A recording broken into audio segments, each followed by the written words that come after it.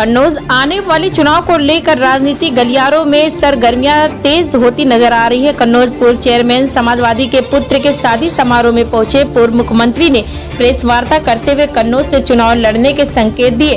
भाजपा पर तंज कसते हुए नफरत की राजनीति करने का आरोप लगाते हुए कानून व्यवस्था पर भी सवाल उठाए। वहीं समाजवादी पार्टी द्वारा कन्नौज में किए गए विकास को बताते हुए कहा कि समाजवादी सरकार में कराए गए विकास कार्यों को भाजपा द्वारा अभी तक पूरा नहीं कराया जा चुका।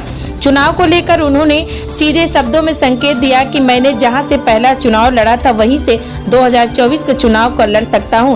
आगामी चुनावों को लेकर राजनीतिक गलियारों में सरगर्मियों तेज होती नजर आ रही। आज समाजवादी पार्टी के राष्ट्रीय अध्यक्ष पूर्व मुख्यमंत्री अखिलेश यादव कन्नौज के प्रमुख व्यवसायी पूर्व चेयरमैन समाजवादी नेता सुनील कुमार गुप्ता मुन्ना भैया के पुत्र के शादी समारोह में सम्मिलित होने पहुंचे तो उन्होंने मीडिया से मुखातिब होकर भाजपा सरकार को आंकड़े हाथों लिया। कानून व्यवस्था की बात को कहते हुए उन्होंने तालग्राम की घटना का भी जिक्र किया। कानून व्यवस्था को लेकर उन्होंने यह भी कहा कि पुलिस पर इतना दबाव है कि वह उचित निर्णय नहीं ले सकते। विकास कार्यों की बात आने पर उन्होंने कहा कि भाजपा सरकार नफरत की राजनीति करती है और नफरत करने में किसी भी प्रकार का खर्चा नहीं होता है। वहीं समाजवादी पार्टी विकास की बात करती है और विकास कार्यों में पैसा खर्च होता है। पैसा खर्च न हो इसके लिए समाजवादी सरकार में कराए गए कार्यों सरकार व्यवस्थाएं भी नहीं जुटा पा रही है।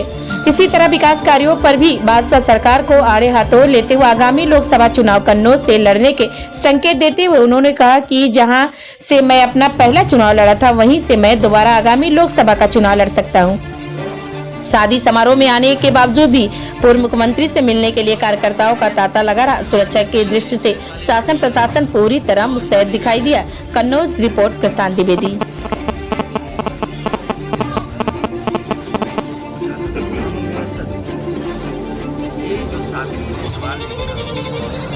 कन्नौज में भी घटनाएं हो रही हैं। आपको ये नहीं पता कि पुलिस का दबाव कितना है। अगर बीजेपी का पकड़ा जाएगा न जाने कहाँ से फोन आएंगे, क्या क्या दबाव पड़ेगा। वो याद कीजिए जब मैं राष्ट्रपति जी का वोट डालने जा रहा था तो 2 दिन पहले कन्नौज में ऐसो ही लूट के साथ ही लूट हुई है। इस समय में राष्ट्रपति के चुनाव में वोट डालने जा रहा था। मैंने कहा था कि बीजेपी के एमएलए शामिल हैं तालिबान के दंगे में और सच्चाई वो सामने आई। मुझे खुशी इस बात की कि सभी पकड़े गए और वो पर्दाफाश हुआ सारी। क्या बीजेपी के लोग नहीं शामिल थे? कौन नहीं जानता बीजेपी के लोग शामिल थे?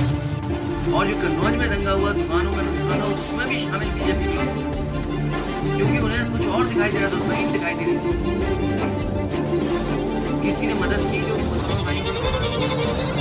समाजवादी पार्टी ने मदद।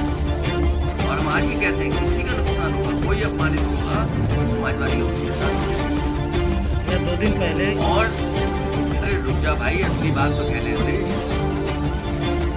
कानून व्यवस्था खत्म होने की जब सरकार खुद स्वीकार करेगी कानून व्यवस्था खराब है तो व्यक्तियों के साथ क्या हो रहा है, महिलाओं के साथ क्या हो रहा है, एक दूसरे से मिलने गई ऐसे काट के क्या हो रही है।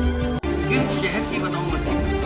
आजमगढ़ की बताऊँ, कानपुर की बताऊँ, आपको नोएडा की बताऊँ, मथुरा की बताऊँ, कन्नौज की आप जानते हैं, लखनऊ की बताऊँ। आप देख लीजिए जब से बीजेपी की सरकार आई कितनी बेटियां असुरक्षित हैं, महिलाएं असुरक्षित हैं। और इसलिए है क्योंकि सरकार खुद स्वीकार नहीं कर रही है कि कानून व्यवस्था खराब है, इसीलिए अधिकारी मनमानी कर रहे हैं। जिस दिन सरकार स्वीकार करेगी लॉ एंड ऑर्डर खराब है उसी दिन लॉ एंड ऑर्डर ठीक हो जाएगा। सरकार लगी अन्याय कराने में। जहाँ चुनाव होगा प्रधान जी को पकड़ लो, चुनाव है समाजवादी कार्यकर्ता पकड़ लो।